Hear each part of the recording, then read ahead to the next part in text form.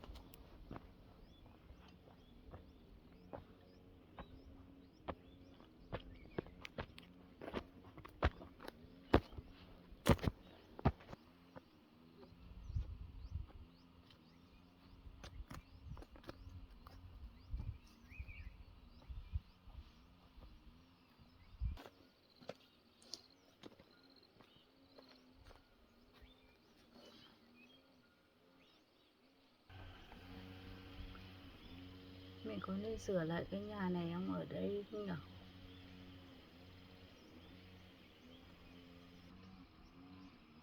Mình cứ sửa ở lại vài hôm không nào.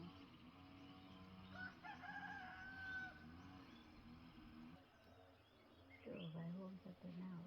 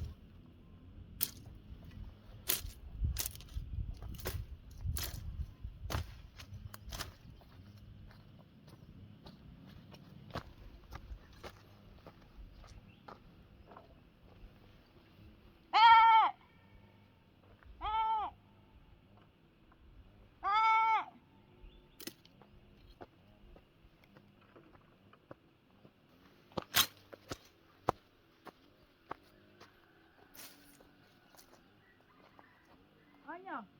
Ai về ở cái lều của mình đấy nhở? Ơ nhở, có 2 ngày mình không đến đây, ai lại sửa cái lều của mình đấy nhở? Mình phải vào xem mới được. Nhở, sao cái nồi nhựa không chào đây nữa ai? Ai nhở? Ai lại ở thế này nhở?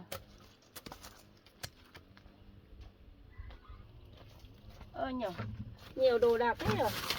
Không phải nhà cửa họ đâu mà đến đây ở như một nhà họ thế nhở? Cuốc các kiểu nữa.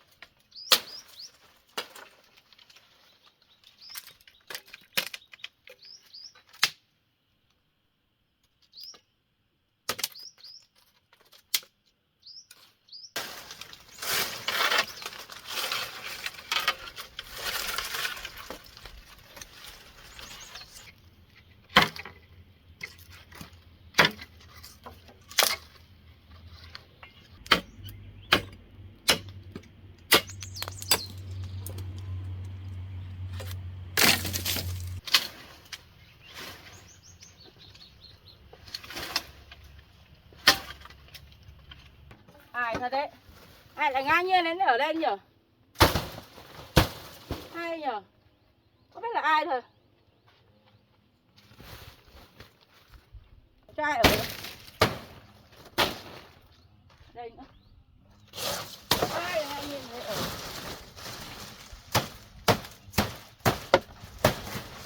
Đó thế.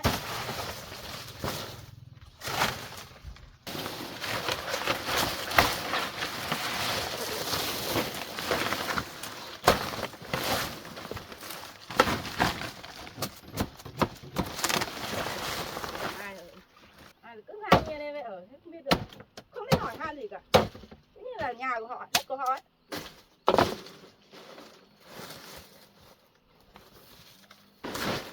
Bực mình thật. Bực mình thật đấy.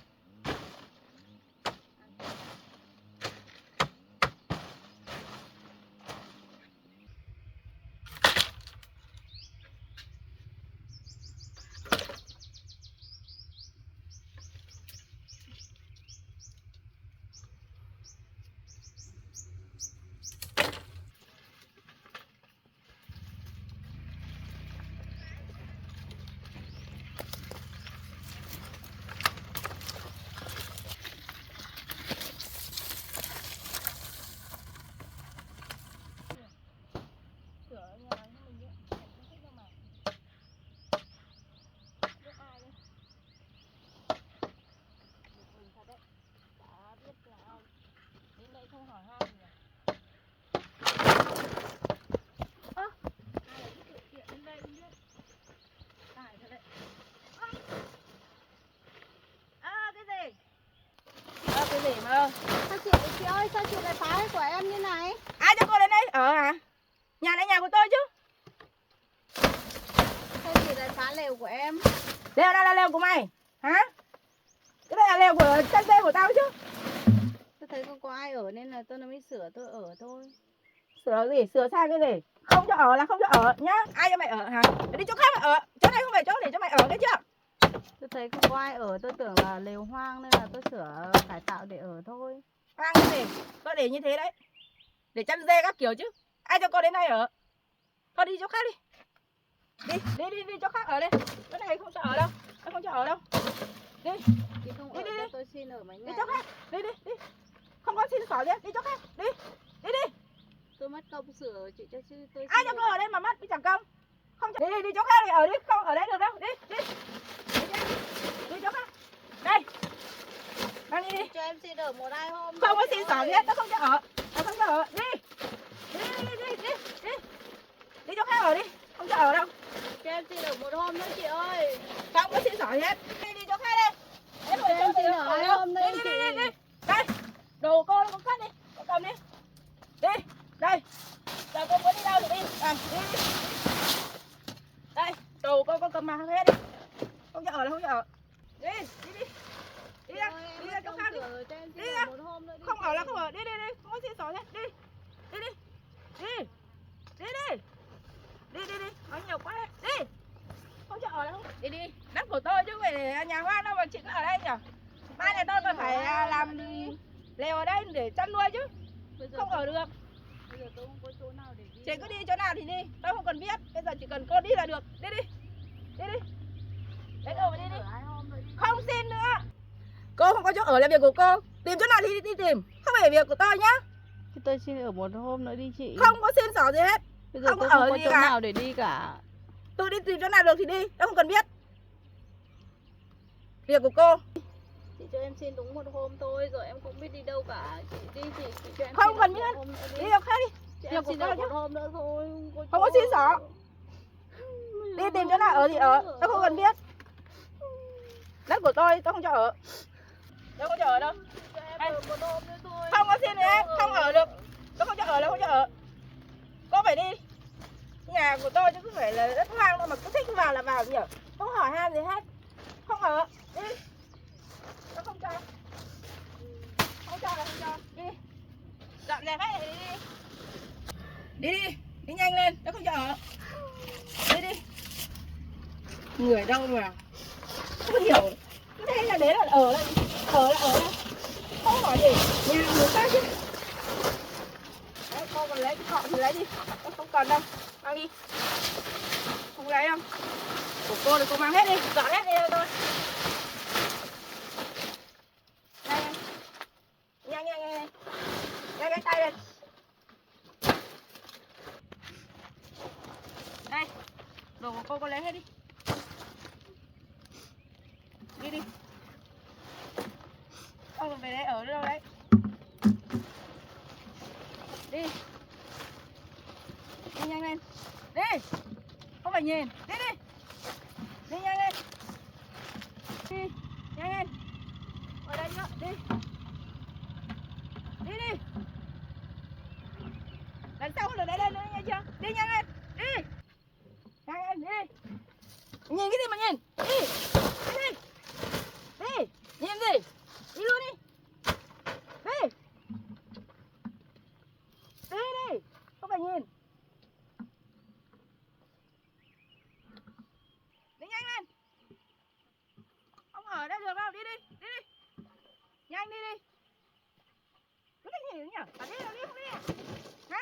Đi. Nhanh lên, đi. Nhanh. Không ở được. Đi.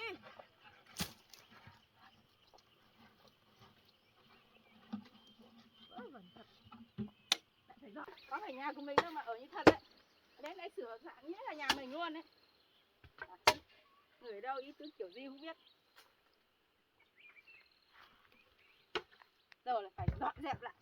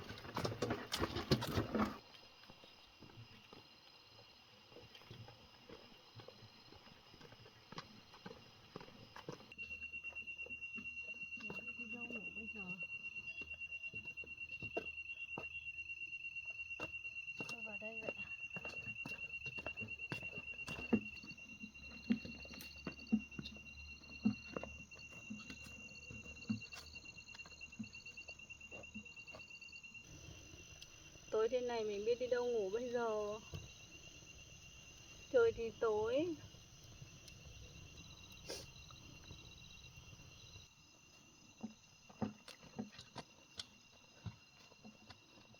Có chỗ ngủ rồi.